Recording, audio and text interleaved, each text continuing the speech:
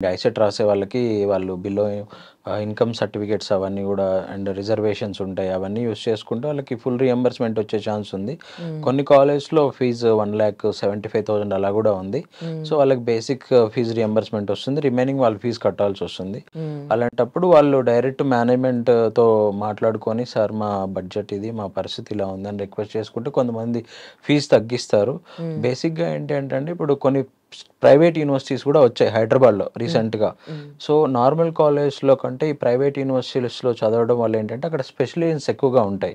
ఈ OU, JNTU affiliated కాలేజ్‌లో నార్మల్‌గా ఎంబీఏలో హెచ్ఆర్, ఫినాన్స్, మార్కెటింగే ఉంటాయి. హ్మ్. రీసెంట్‌గా అమిటీ యూనివర్సిటీ హైదరాబాద్‌లో స్టార్ట్ చేశారు. హ్మ్. అమిటీ యూనివర్సిటీలో ఏంటంటే హెచ్ఆర్, ఫినాన్స్, మార్కెటింగ్, ఆపరేషన్స్‌తో పాటు రిమైనింగ్ ఐటీ స్పెషలైజేషన్స్ కూడా ఉన్నాయి. అండ్ హ్మ్. అమిటీ యూనివర్సిటీ వాళ్ళు మంచి స్కాలర్ మీరన్నారు ఫీజ్ పే చేయలేని వాళ్ళ హ్మ్. పరిస్థితి ఏంటని. హ్మ్. వాళ్ళకి ఇది చాలా యూజ్ అవుతుంది. హ్మ్. వాళ్ళకి గనుక ఇంటర్మీడియేట్‌లో 95% ఆర్ 90% ఉండి, హ్మ్. డిగ్రీలో కూడా 80 ఆర్ 85% అబోవ్ ఉంటే, హ్మ్. వాళ్ళు అప్ టు 100% స్కాలర్‌షిప్ ఇస్తున్నారు. హ్మ్. సో, ఫస్ట్ ఇయర్ ఎవరికైతే 100% స్కాలర్‌షిప్ వస్తుందో ఆల్మోస్ట్ ఫ్రీ అన్నట్టు. హ్మ్. సెకండ్ ఇయర్ కూడా వాళ్ళకి 100% స్కాలర్‌షిప్ రావాలి అంటే, హ్మ్. ఫస్ట్ ఇయర్‌లో వాళ్ళు క్లాస్‌లో టాప్ 5లో ఉంటే 100% స్కాలర్‌షిప్ వస్తుంది.